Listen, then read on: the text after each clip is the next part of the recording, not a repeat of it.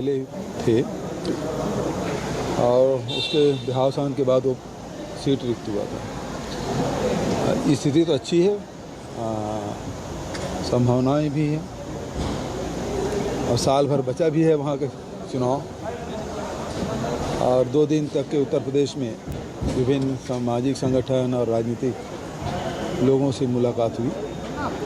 तो 3 दिन का एक कार्यक्रम रहा। कल से आदिवासी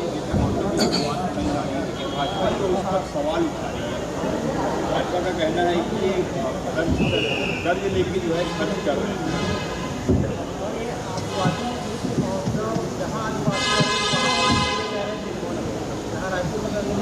उनका सीधा कहना है कि इवेंट वाले को जो है फायदा पहुंचाएगा। दुर्भाग्यजनक बात है, छत्तीसगढ़ के राजधानी में आदिवासी यदि आके देश और दुनिया भर के लोग एकत्रित होंगे तो इनको तकलीफ़ हो रही है। ये चाहते हैं कि आदिवासी लंगोटी पहने रहे, आदिवासी जंगल में रहें।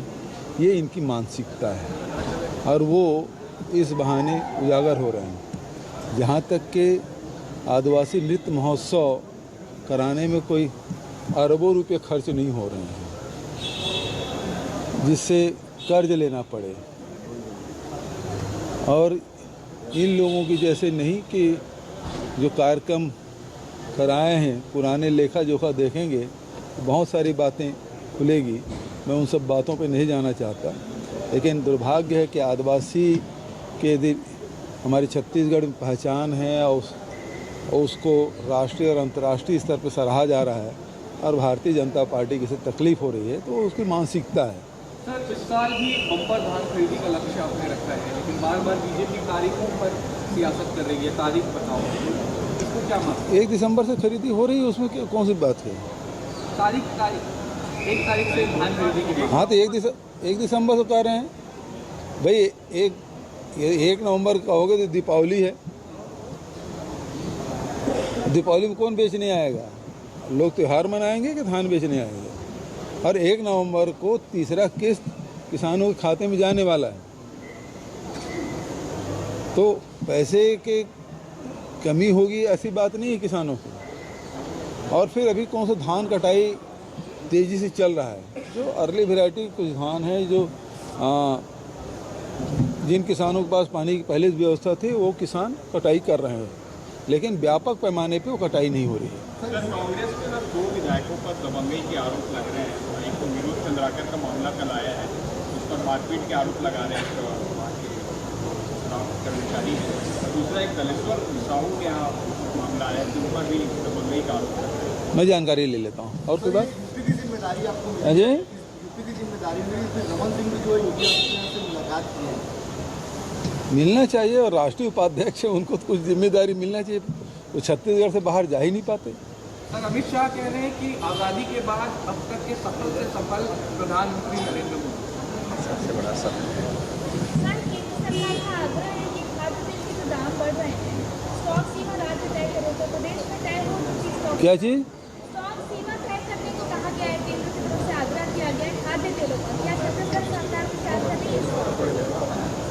देखिए, 2 सवाल है। अमित शाह जी ने जो बातें कही ये उनका आकलन हो सकता है, लेकिन जब इतिहास समीक्षा करेगी तो देखेंगे कि नरेंद्र मोदी जी ने नोटबंदी लागू किया, उससे देश में क्या प्रभाव पड़ा, अर्थव्यवस्था पे क्या प्रभाव पड़ा। जीएसटी जब लागू किया तब देश के अर्थव्यवस्था पे क्या प्रभाव पड़ा।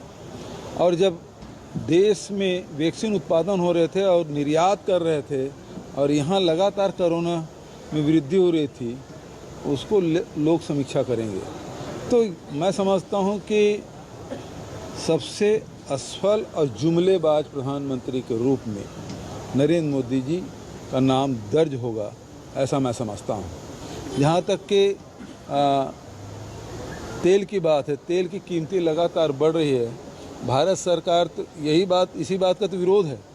ये 3 काले कानून हैं, उसमें यही है कि आप जो स्टॉक करने के सीमा को आपने ख़त्म कर दिया है। कोई कितना भी स्टॉक कर सकता है, उसमें राज्य सरकार कोई कार्रवाई नहीं कर सकती जब तक कि उसका रेट दुगुना ना हो जाए, तब तक के भारत सरकार भी कार्रवाई नहीं करे, वो निर्देशित करेगी।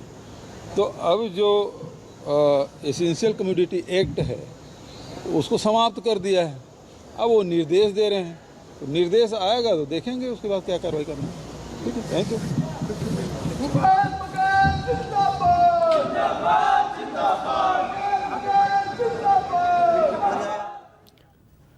तो हिमाचल प्रदेश के दौरे से लौटे हैं स्टार प्रचारक, वहां गए थे प्रचार करने के लिए मुख्यमंत्री भूपेश बघेल।